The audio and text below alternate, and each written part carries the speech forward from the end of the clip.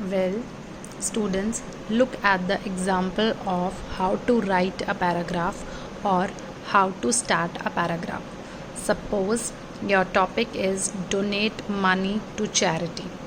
So, first of all, you have to decide which charity do you choose and why.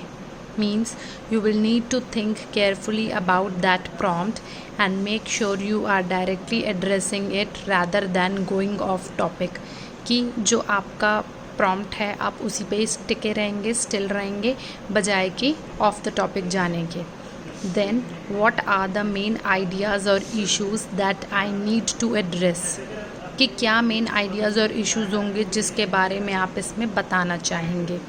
Okay, then comes who am I writing for, हम किसके लिए ये paragraph लिख रहे हैं. Got it. Then उसके बाद आएगा हमारा write down information and ideas relating to that topic. You will write information and ideas relating to that topic. Okay, look at this flow chart. Topic sentence, then supporting sentences, then conclusion. This will complete your paragraph writing. सबसे पहले आपका topic sentence, then supporting sentence, then your conclusion. Okay, figure out how you want to structure your paragraph. Means आपको उसमें अपने thoughts, ideas, facts and figures डालने हैं. Arrange in logical order.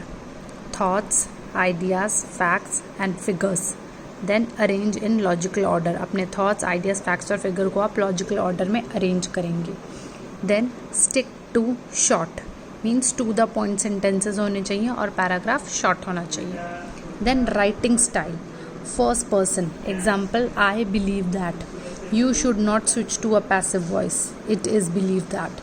अगर आप फर्स्ट पर्सन में लिख रहे हैं तो आप उसी में कंटिन्यू करेंगे, पैसिव वॉइस में नहीं लिखेंगे. You should also try to avoid beginning every sentence with I think. Please try to avoid this. Now you can see few topics are given. A list of 10 topics is given to you. You can choose any 2 or 3 among the list and you can note down in your notebooks. Now, if you can see the last video which I have earlier uploaded, in that also I explain about paragraph, right? This one, length of a paragraph should be ideal. One central idea, all other ideas directly to main.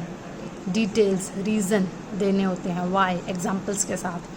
Then example दिया था ना parents पे, अगर आप लिख रहे हैं suppose करो तो आपने की टर्म्स को बार बार रिपीट नहीं करना है. ठीक है. और 4 एलिमेंट्स ध्यान में रखने हैं, यूनिटी, ऑर्डर, कोहेरेंस और completeness.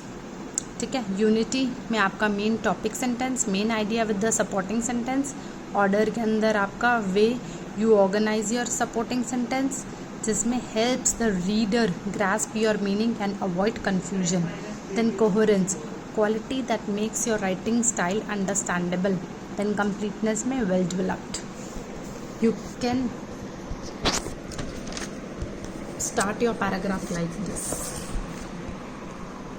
4 elements you have to keep in mind: unity, order, coherence और completeness.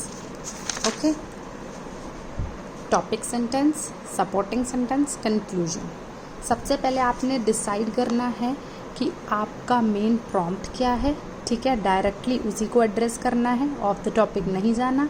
Who am I writing for, किसके लिए लिख रहे हैं, मेन आइडियाज़ को एड्रेस करेंगे. उसके बाद आइडियाज़ और इन्फॉर्मेशन जो है वो टॉपिक से रिलेटेड होनी चाहिए. Then how you want to structure the paragraph, अपने थॉट्स, आइडियाज इनको लॉजिकल ऑर्डर में अरेंज करेंगे. Then stick to short, short ही रहेगा, टू द पॉइंट सेंटेंसेज रहेंगे. देन राइटिंग स्टाइल आपका क्या है, अगर आपका फर्स्ट पर्सन ही है तो आप पैसिव वॉइस में स्विच नहीं करेंगे. Then avoid beginning every sentence with I think. Now you can choose any 2 or 3 topics among the list and note it down in your notebook. I hope it's clear.